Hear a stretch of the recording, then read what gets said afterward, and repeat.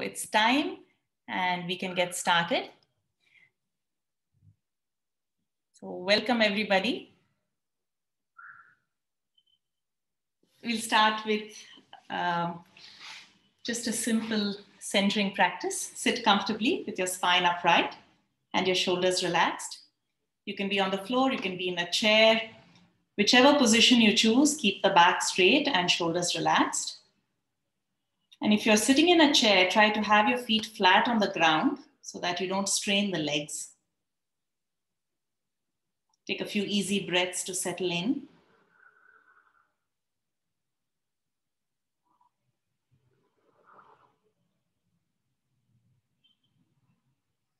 We'll start by chanting 3 ohms together.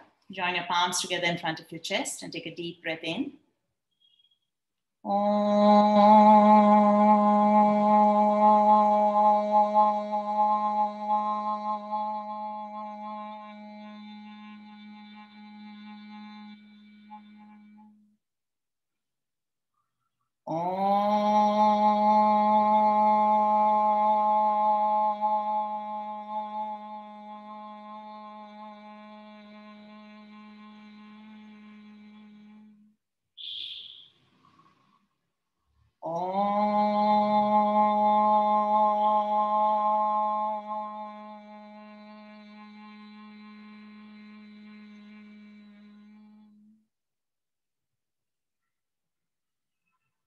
Finish off with palming, rubbing your hands together briskly and placing the warmth against your eyelids and your face. Slowly open your eyes. So firstly, I want to talk a little bit about lung capacity itself. What does it mean? So lung capacity is the total volume of air that our lungs can hold at the peak of our inhalation. When we have inhaled to our maximum, whatever air is in our lungs, that total amount is called lung capacity. And it increases from our childhood up to our mid-20s or so. And approximately about 6 liters is what most adults can have as a lung capacity.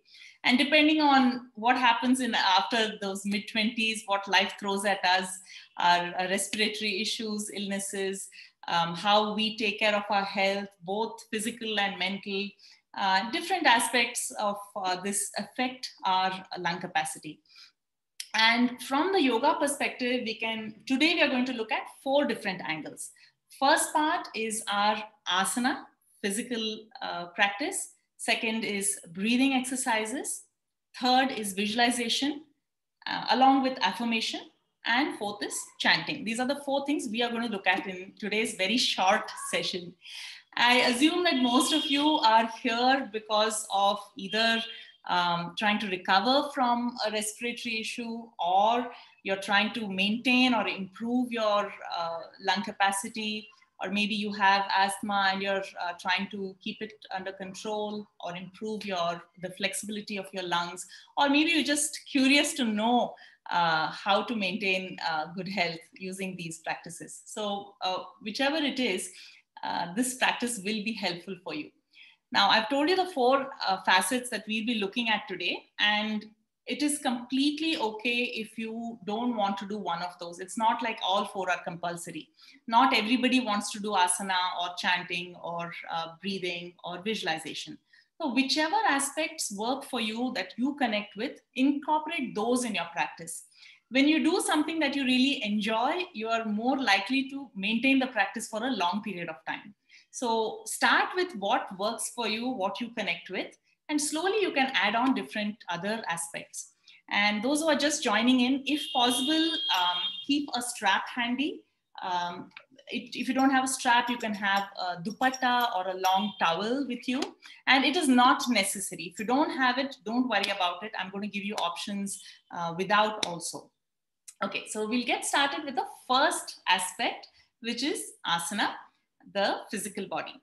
And we'll do a short, small experiment to notice the effect of posture on the body and on the mind, both.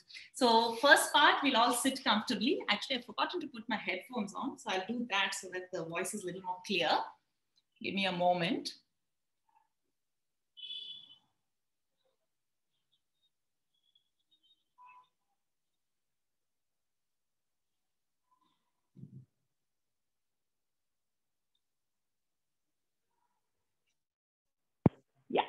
There we go. For the first part, you're going to sit with your spine upright like you had all this while, and keep the shoulders relaxed back and down. Take a few breaths and observe how the breath is moving in the body, which parts of the body are moving. So you can keep your eyes closed, or if you prefer to have them open, that's fine too. No specific method of breathing. Don't strain, just regular breath. Notice the effort it takes. And now consciously slouch. Round your shoulders and hunch your upper back and feel the pressure shifting. So if you're looking at me sideways, I look like this. And now try to put in the same effort and take a breath in. You may notice that the breath is shallower if you put the same effort. And now try to put in more effort and try to take a deep breath in. Feel the effort required for this. And now go back to the upright position. Notice the freedom in the breath.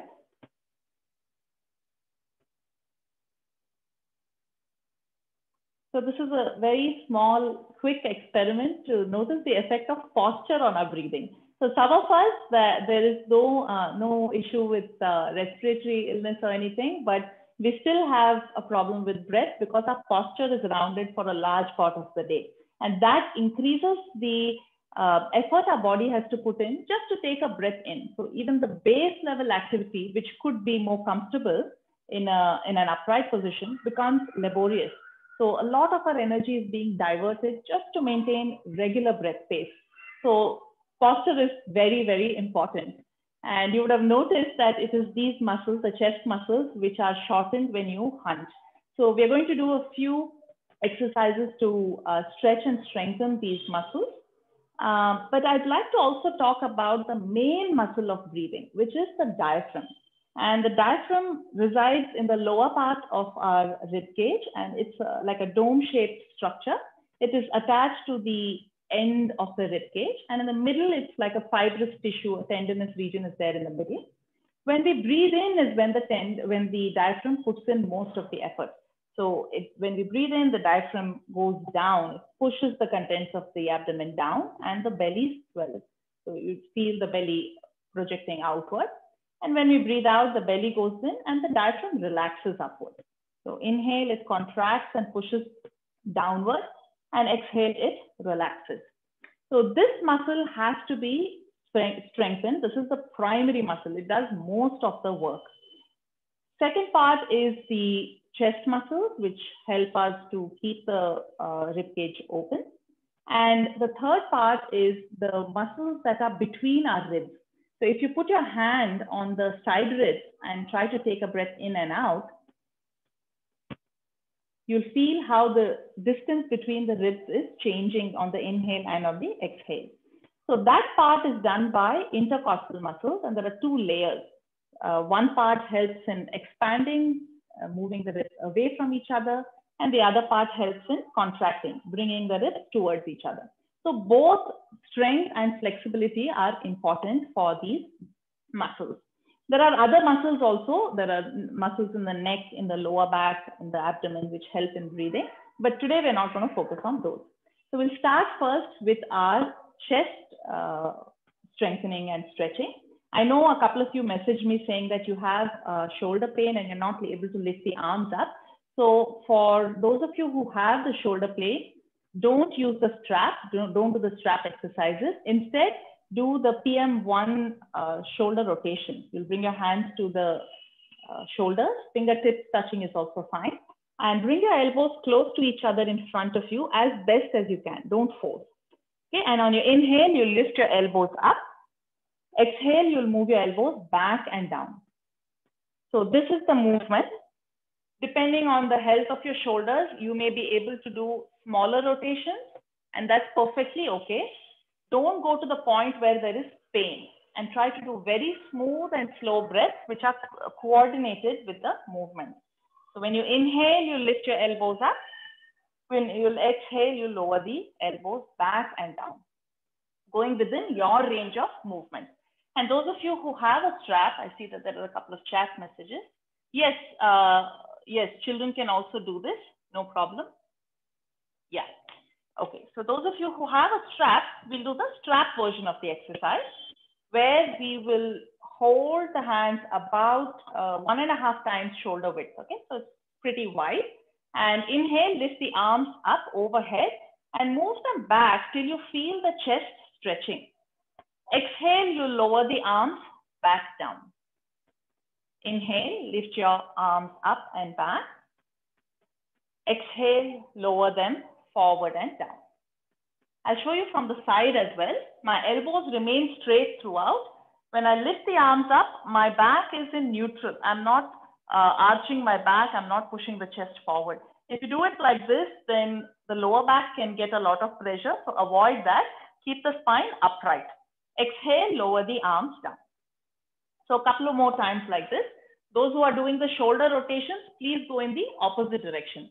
So you'll go inhale back and up, exhale forward and down. Those who are with the strap, continue 2 more times like this. Breathing in, lift the arms up, go up to the point where you hit your max, and breathing out, lower the arms down. Last round, breathe in, lift the arms up and back, and hold it here. Feel the stretch in the chest and in the inner arms. Continue to breathe and stay. 2 more. Last breath here. And slowly lower the strap down. Release the strap and just notice how your chest feels. Take a few easy breaths.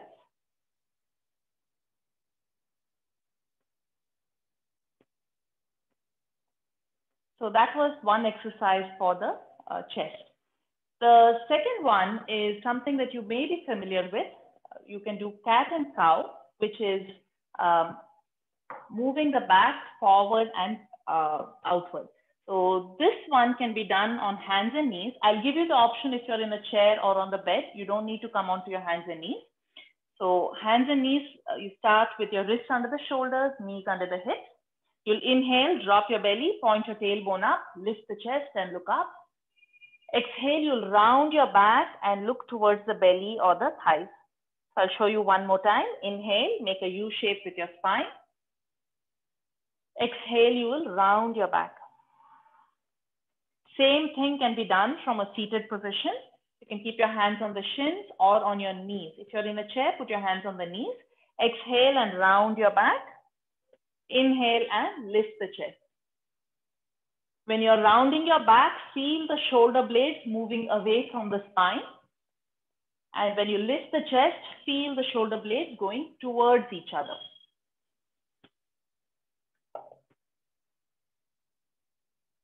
Good. One more round. Inhale, lift the chest, look up. And exhale, round your back, look towards the belly button or your thighs. And slowly return to neutral position. Relax. Okay, notice how you feel. Take a few breaths in seated position. Relax.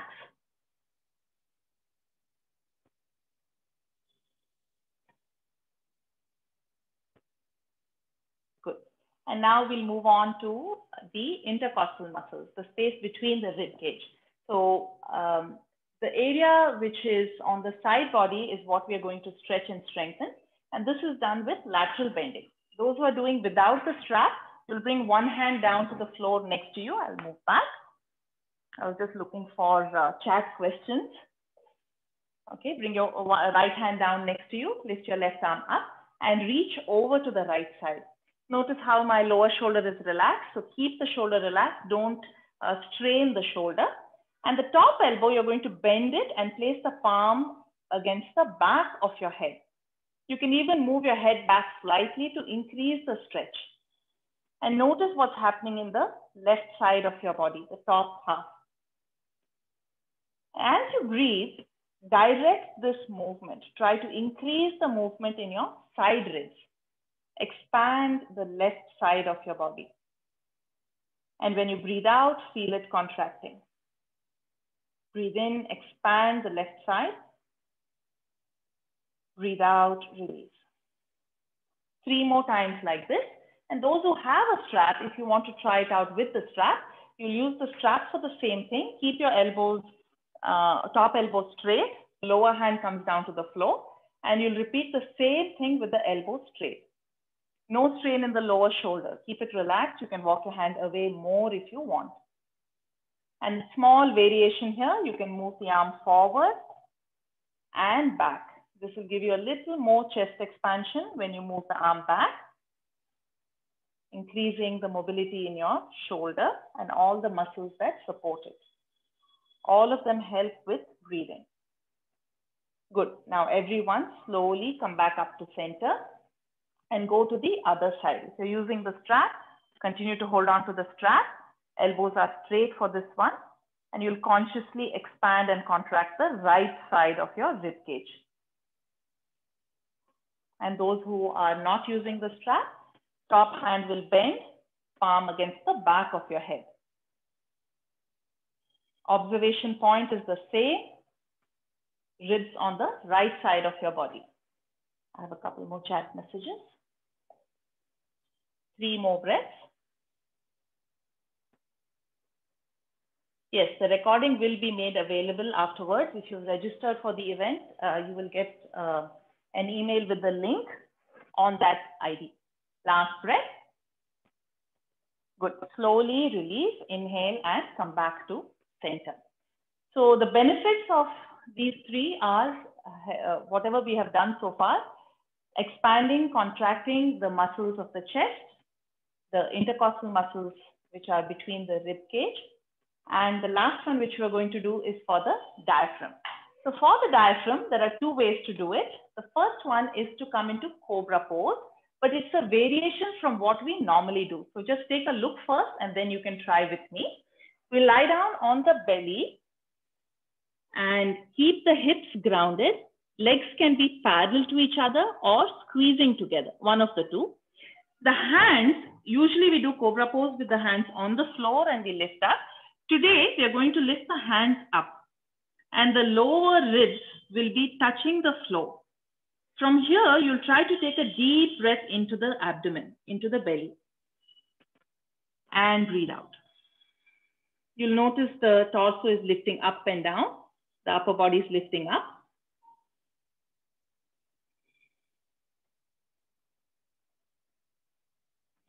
So you can try it out now. Lying down on the stomach. Legs can be together or hip width apart. Lift your hands off of the floor first. Good. Now take a deep breath in. Try to expand your belly. You'll feel the belly pushing against the floor, creating resistance. Exhale. Naturally, the body will come down. Good. Nice, Ranjini, Sarita. Good. Inhale, expand the belly. Notice the lift. Exhale, lower down. 2 more times like this. Inhale, expand. Feel the diaphragm working quite hard.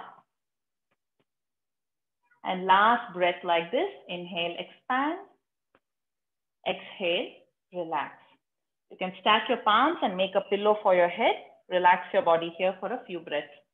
So for some of you, this may have felt extremely difficult. If that is the case, then instead of doing cobra pose on the belly, I have another option for you. And this is to lie down on the back and do your belly breathing. So for this, it's good to have like a 1 kg packet of rice or sugar or something that you have in the house.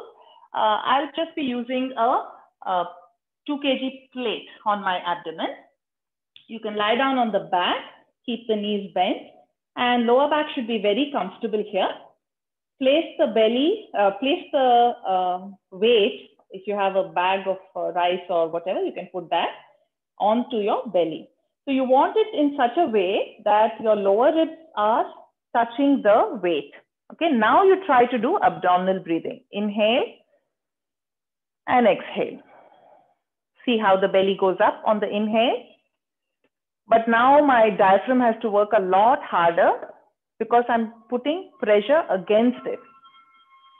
So it will slowly begin to build strength. So this is something that you can do later on. Today, I'm just demonstrating it for you.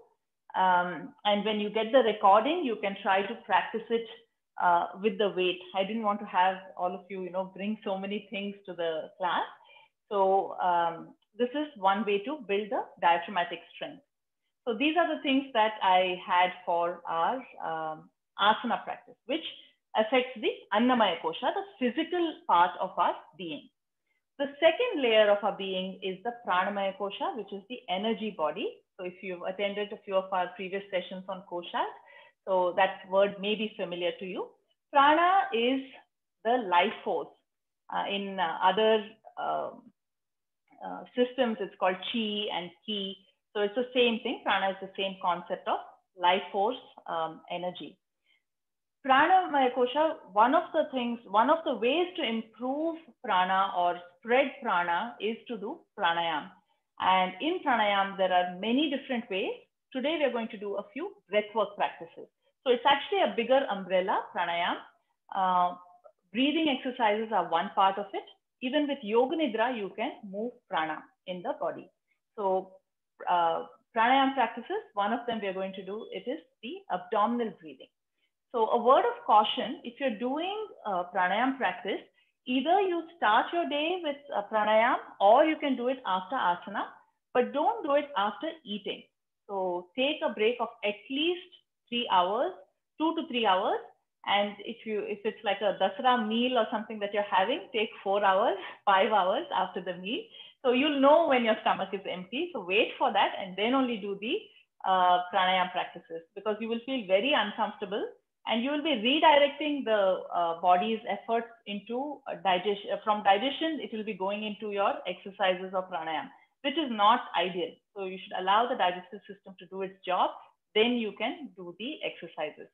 So for abdominal breathing, similar to what I just showed you with the weight on my belly, we're going to do it in seated position. Bring one palm onto your belly. And some of you may be having a hunched back. So this may be because you're finding it difficult to sit on the floor. So you can use a cushion or a blanket under your hips, something like this under the hips. That will help you to raise the hips up and your knees will come down to the floor. So you can sit much more comfortably like this.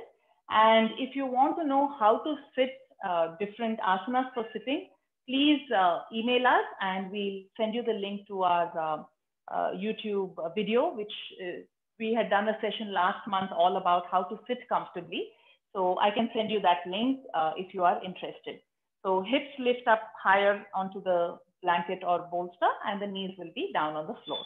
Place one palm on your belly and just take a few easy relaxed breaths with your shoulders relaxed. Notice the natural rhythm of your breathing.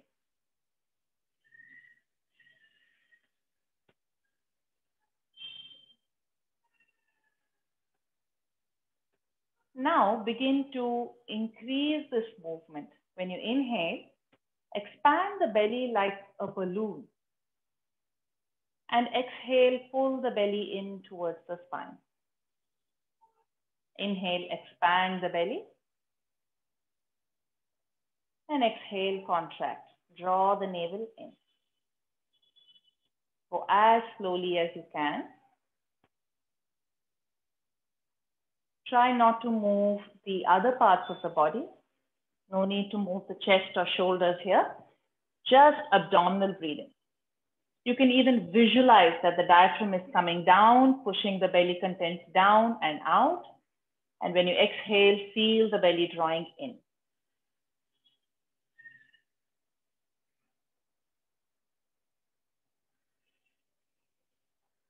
Three more rounds like this. Inhale and expand the belly. And exhale, pull the navel in towards the spine. Going at your own pace. Check that your spine is upright. Shoulders are relaxed.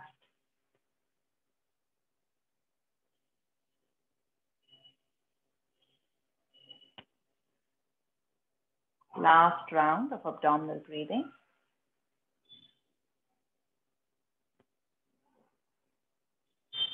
Good. And when you're done with that exhale, relax your hand down and just notice how you feel.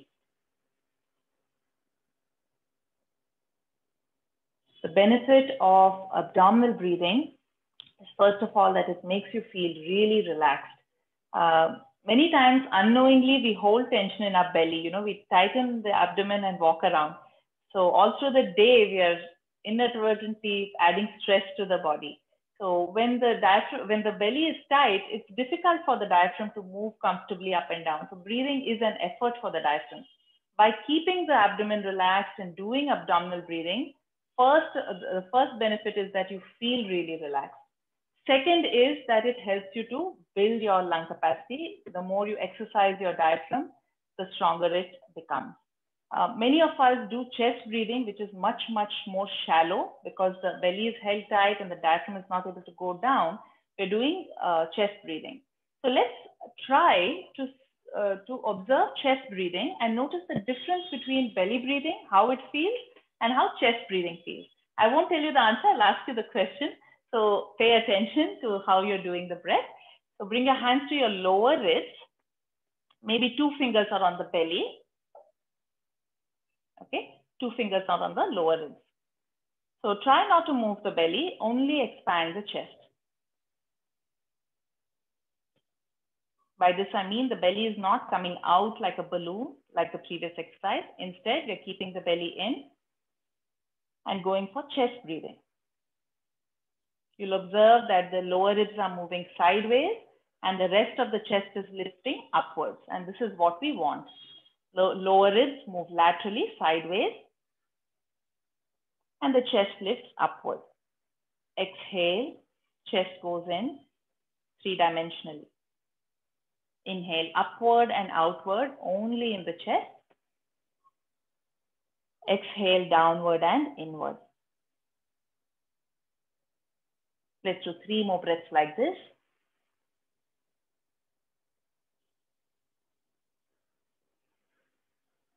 Two.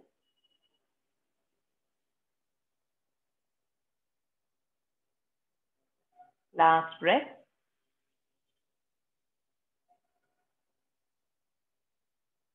And relax. Notice how you feel.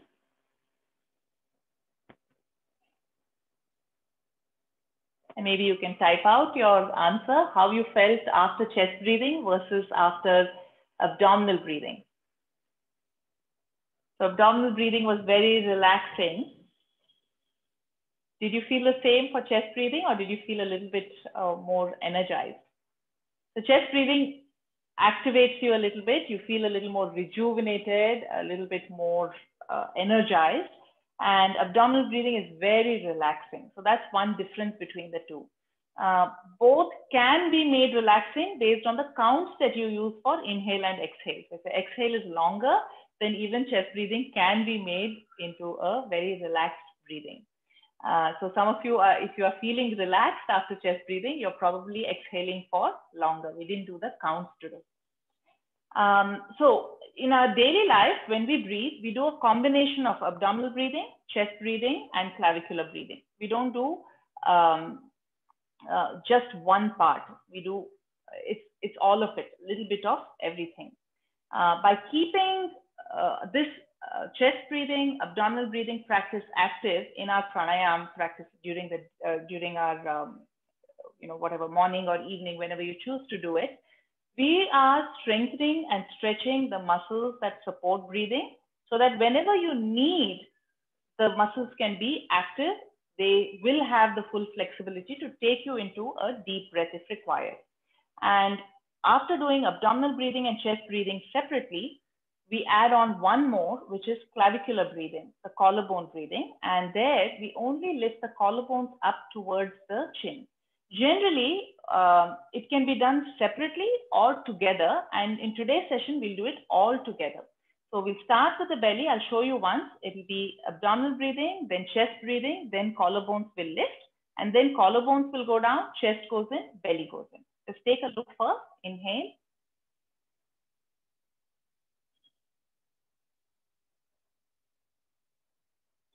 One more time.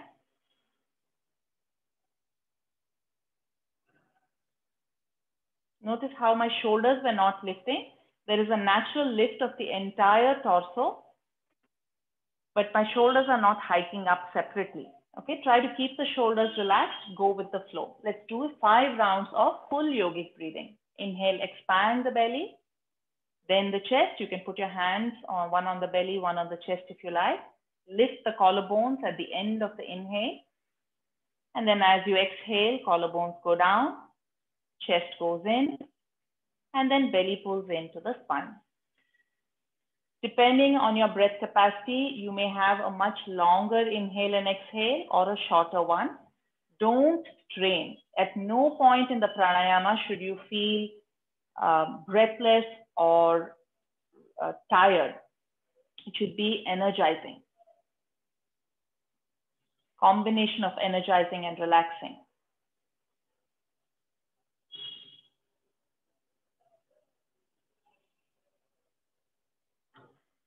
Good. One more breath like this. Inhale from the base to the top.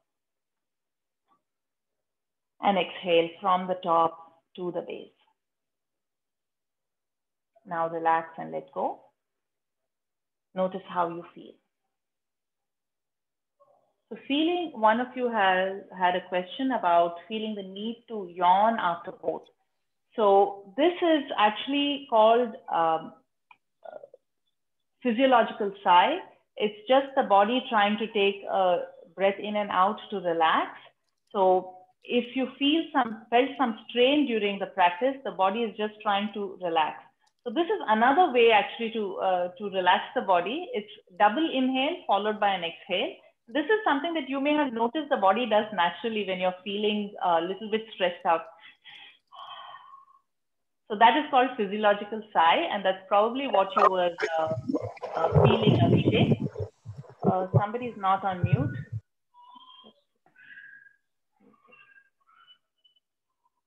Okay. Yeah, I hope that answers your question, Abhishek. So these are the two aspects that I wanted to cover. An important part of pranayam is the opening of the nostrils. So for some of us, one nostril is always blocked, either left or right, and it keeps switching. So if you are in that category where one nostril is open, the other nostril is blocked, there are a few things that you can do. First of all, you can learn how to do Jalneti from a yoga teacher directly or from a naturopath and practice that in the morning to clear your nostrils. Second thing that you can try is, it's a trick that I learned from my teacher. If your right nostril is blocked, you lean onto your left side. So I'll just show you quickly. So if my right nostril is blocked, I will keep that nostril high, lie down on the left side. And just by lying down itself, sometimes the blockage clears. But to add a little more, you can place the palm under your left armpit and just press. So there is a nadi belief to go through under the armpit, through the armpit. And by stimulating that with your fingers, the nostril can open. Okay, that is one trick that I have learned, which works for many people. It may not work for all. So Jalneti, this lying down on one side works well. Surya Namaskars work really, really well. And Nadi Shodhana can also help. Sometimes by starting the practice of Nadi Shodhana itself, you can feel the clearing of the nostril. But it won't work if your nostril is completely blocked. If it's partially blocked, by doing a few rounds of Nadi Shodhana, it helps to open up. I have a few questions here.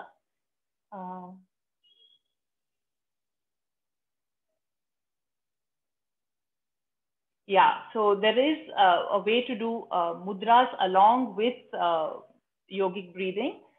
We are not covering that today. So you can use different mudras.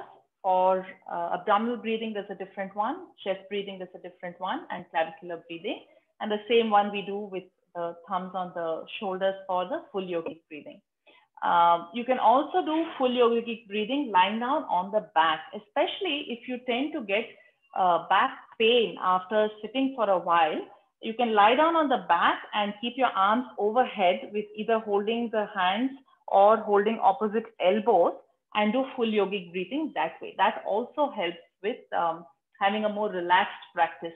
Sitting can cause discomfort for some people. Okay, so these are the things I wanted to talk about in pranayama. If you go to our app, using the code, you'll get access free for a month. You can go through the pranayama section, and we have a step-by-step way to build lung capacity. We have yogic breathing first, and then we have Nadi Shodhana, and we also have Vritti. So Vritti pranayams are a very, very powerful way to build your lung capacity. They slowly introduce breath holds and ratios in the breathing, which will help you to improve your lung capacity. So do try that out in the app. And now we come to the third aspect, which is visualization and affirmation. So in visualization, it's a part of Yoga Nidra also, but it can be done separately. After doing asana practice or pranayama practice, it's advised to take a few minutes of rest in Shavasana. And so this visualization will be done in Shavasana. I want you to kind of think about what your affirmation is. Affirmation is called Sankalpa in yoga. So Sankalpa is a short positive affirmation that you use, which encapsulates your desires, what you want to achieve. Not necessarily materialistic things, but more like how you want to feel in the body and the mind. It could be something like, I am happy and healthy. I am healthy and strong. I can breathe easily. I will reach my full potential. Anything that you feel really connects to you. When you say those words, you should feel a very, very strong connection with it. So that's what we are looking for. So just take a few moments to think about what you want your Sankalpa to be. And if you're not able to come up with something for today's class, you can use I am happy and healthy, or I can breathe easily, or I can breathe freely. So one of these two you can choose for today's class. And once you have the words in your mind, you can lie down on your back in Shavasana. And we'll be doing a short visualization practice along with the Sankalpa.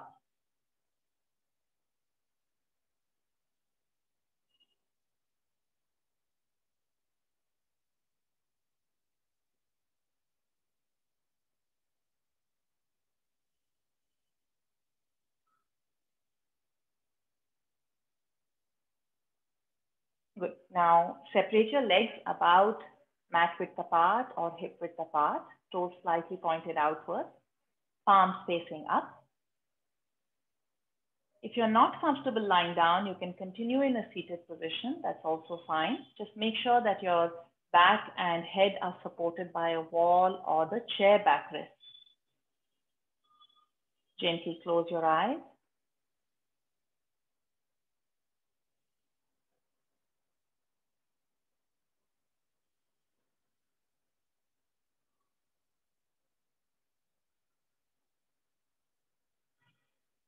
And notice how you feel.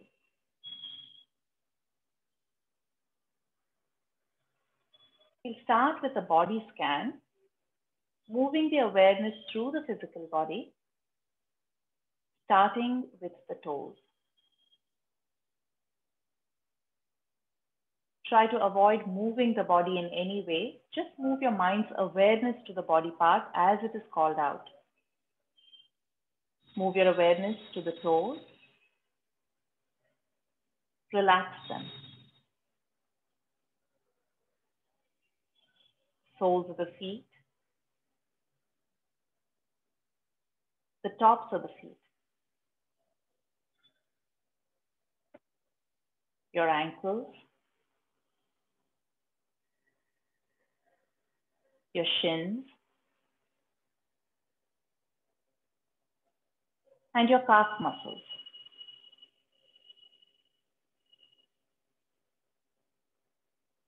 Relax your knee joints, kneecaps,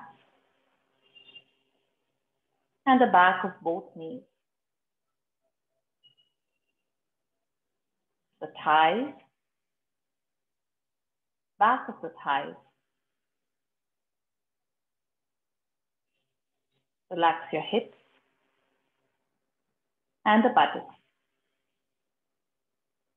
Feel both your legs together.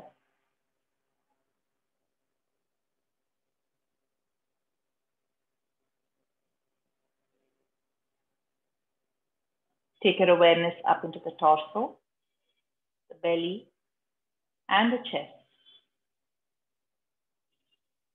Relax the front of your torso.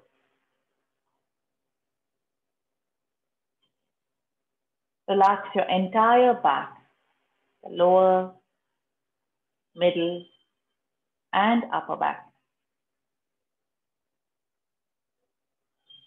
Relax your shoulders, the armpits, the upper arms, and the elbows. Relax your forearms and the wrists.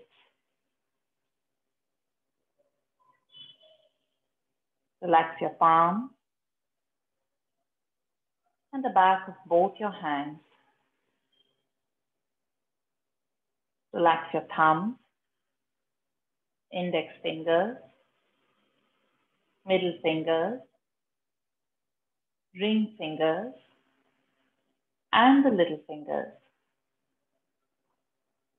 Relax both your arms together. Take your awareness into your neck and the head. Observe your face. Notice if there is an expression on your face.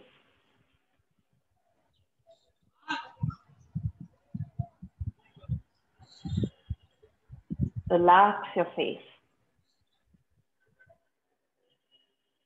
The eyes, ears, nose, lips, mouth, and tongue. Become aware of the entire body all together. The whole body is relaxed.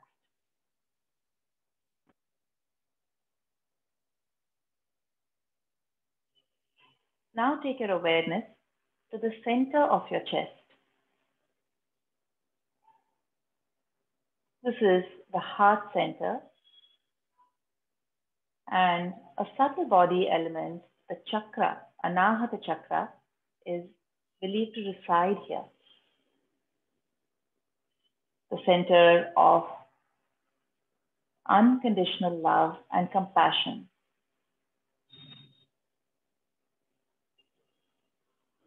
Keep observing the chest region.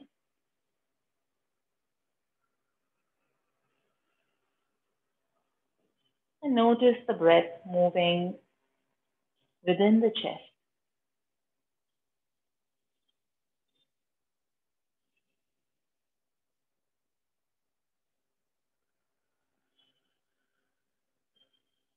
Take a moment to remember someone that you love who has helped you immensely.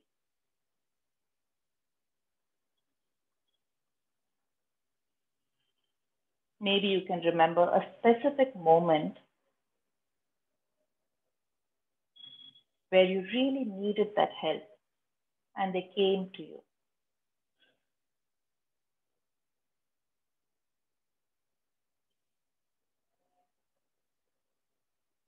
Notice how you feel remembering this person.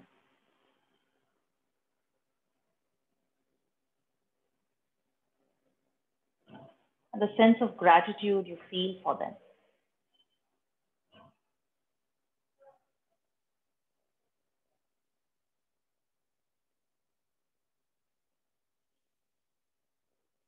And now notice the feeling spreading through the whole body from the center of the chest.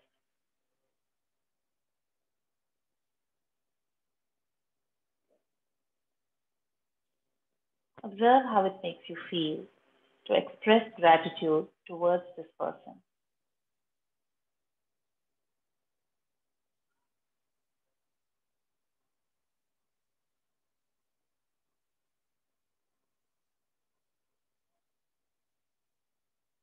Visualize the color green, the color of the Anahata Chakra, spreading through the chest, the lungs and the heart, saturated with this color. Just another couple of breaths here.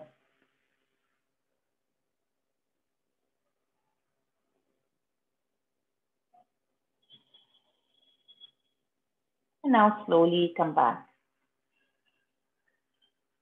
Reconnect back with the sounds around you and the contact points between the body and the floor. Slowly begin to wriggle your fingers and toes. Stretch and move in any way that you like.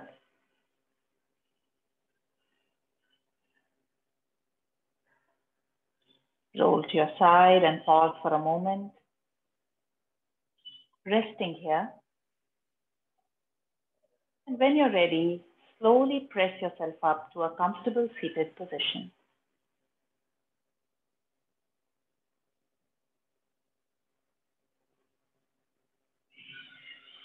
The last part of our practice will start here. Continue to keep your eyes gently closed, spine upright, shoulders relaxed.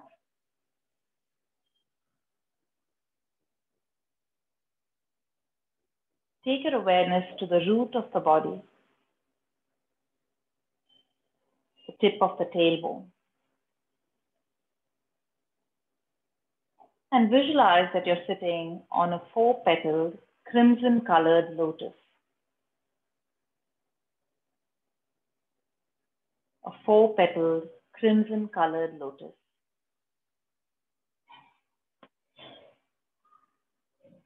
Follow the stem of this lotus down into the depths of the earth, grounding you.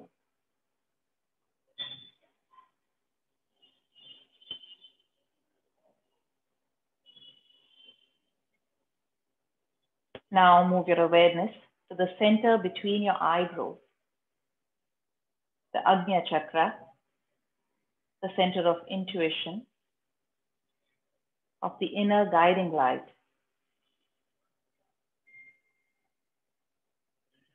So chant Om 3 times, keeping the awareness in the center of the eyebrows. Take a deep breath in. Om.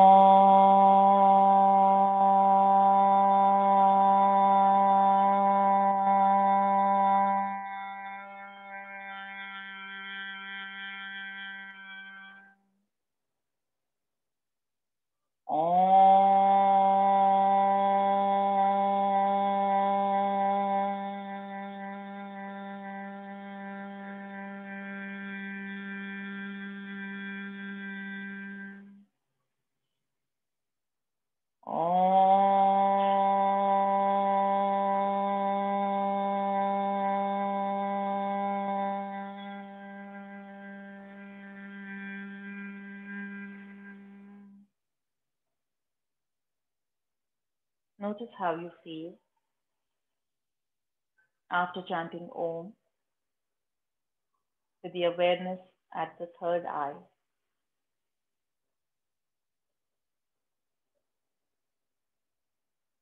Now move your awareness down to the Anahata Chakra, the center of your chest. You can either keep your awareness in the front or in the back of the body where the spine is, right at the center of the chest.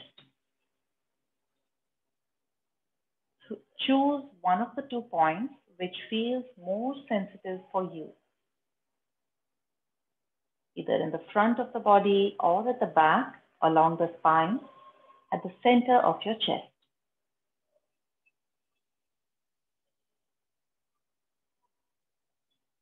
We'll begin our humming now. You'll inhale through the nose, and when you exhale, you'll make a humming sound similar to Bhramari Pranayam. You can listen once and then join on the second round.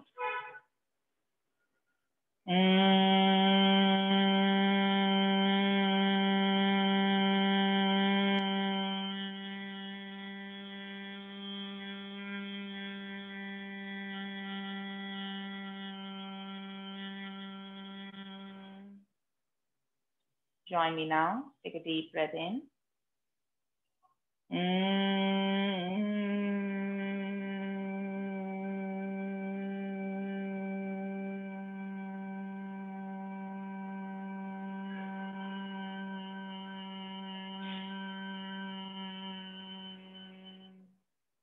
Keep chanting till you run out of breath and then take another breath in.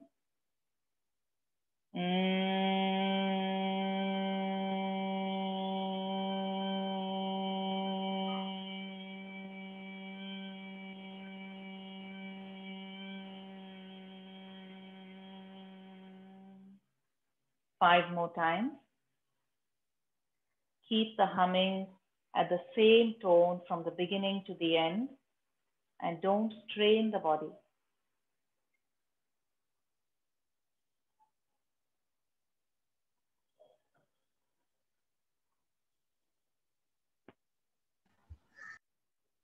Four more times.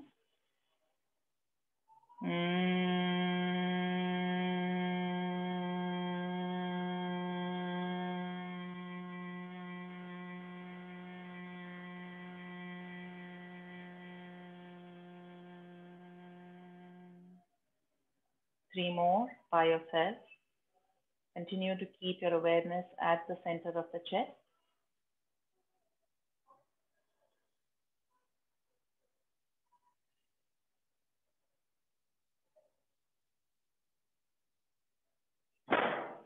Two more rounds.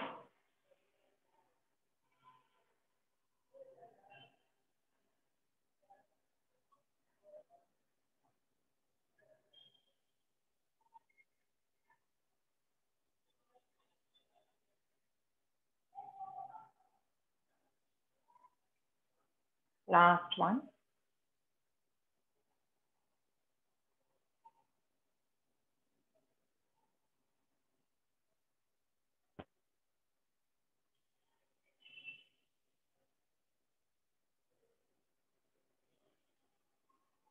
Notice how you feel.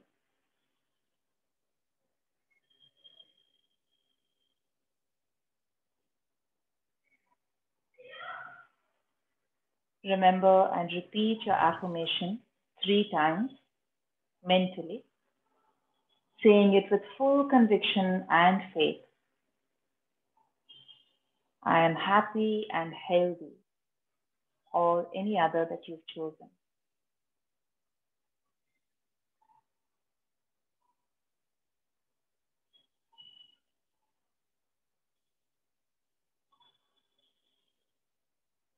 See yourself in a place where you have already achieved your sankalpa. It's already become a reality.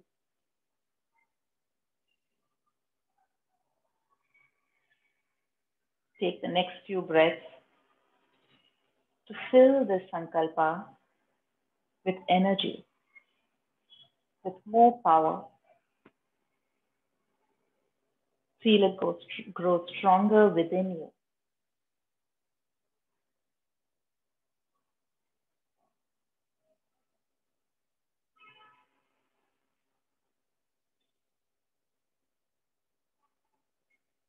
And now slowly come back. Reconnect with the base of the body, the 4-petaled crimson colored lotus. Feel the connection with the earth, grounding yourself.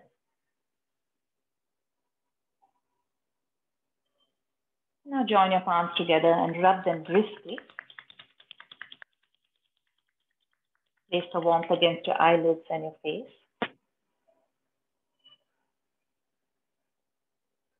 And slowly open your eyes with a smile.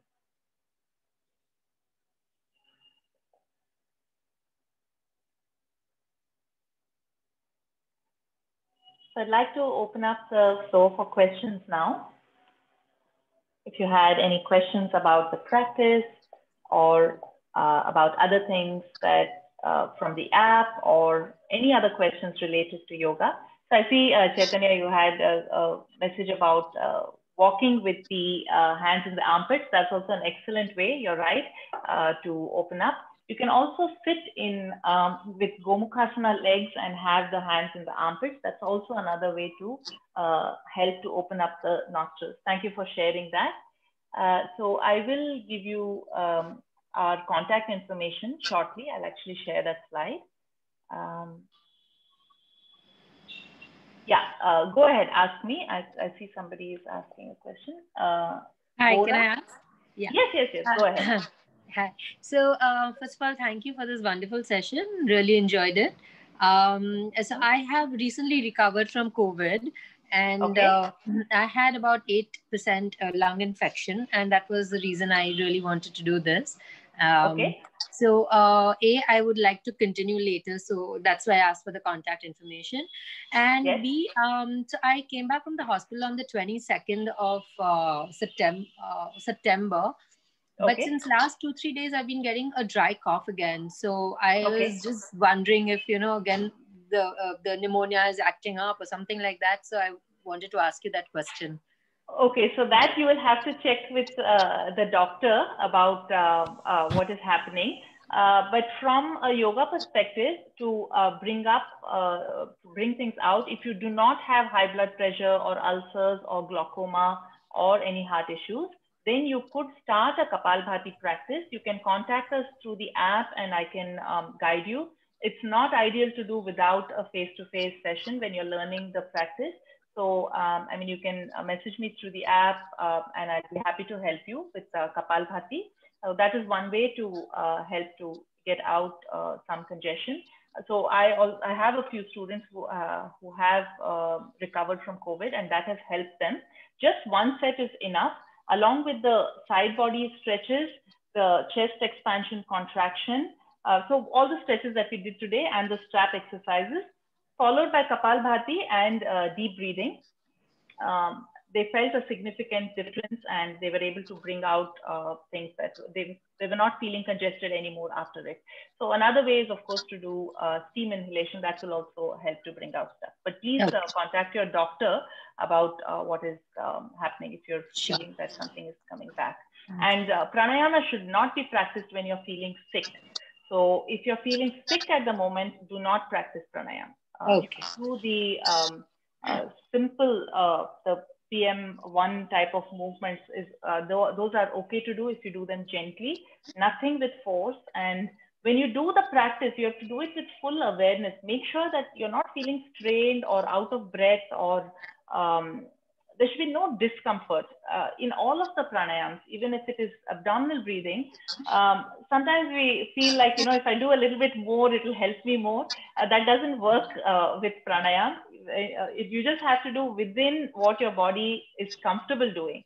You can probably push the edge a little bit, but there should be no discomfort. And immediately after, you will notice, am I feeling relaxed, or am I feeling like there is a shortness of breath, or am I holding my breath? So if one of those two is happening, then definitely you have to reduce the practice. Yeah. Okay. Thank you so much. Welcome. Any other questions?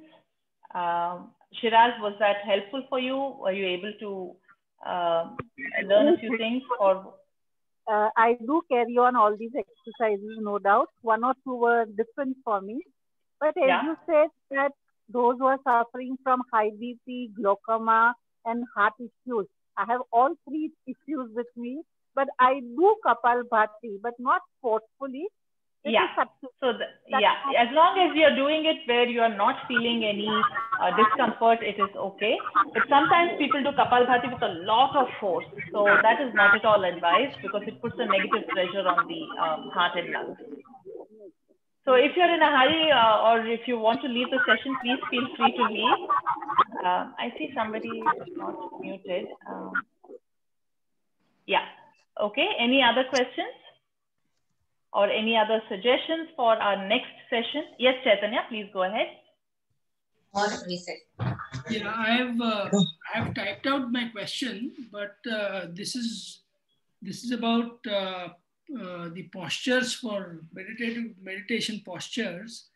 So apart from the Sukhasana and Vajrasana, I find every other slightly difficult. Are there any practices that I can make it important? Yeah, yes, there are. You are already on the app. On the app, in asana section, there is asanas to help you sit more comfortably. Those are hip opening exercises. So there is flexibility for the front of the hip, outer hip, the back of the leg. So others can mute themselves, please. So those exercises will help with the hip flexibility. Most of the time, the restriction comes from the front of the hip being tight because we tend to sit in chairs a lot. So there are exercises specific to that. And then there are also exercises for the back. There are side stretches and twisting movements. So if you do that particular practice at least 3 times a week, I would recommend, then you will start seeing a difference in your postures. The other thing is when you're sitting, right? Generally, when you're sitting, if this is your chair, then you can do every hour or so.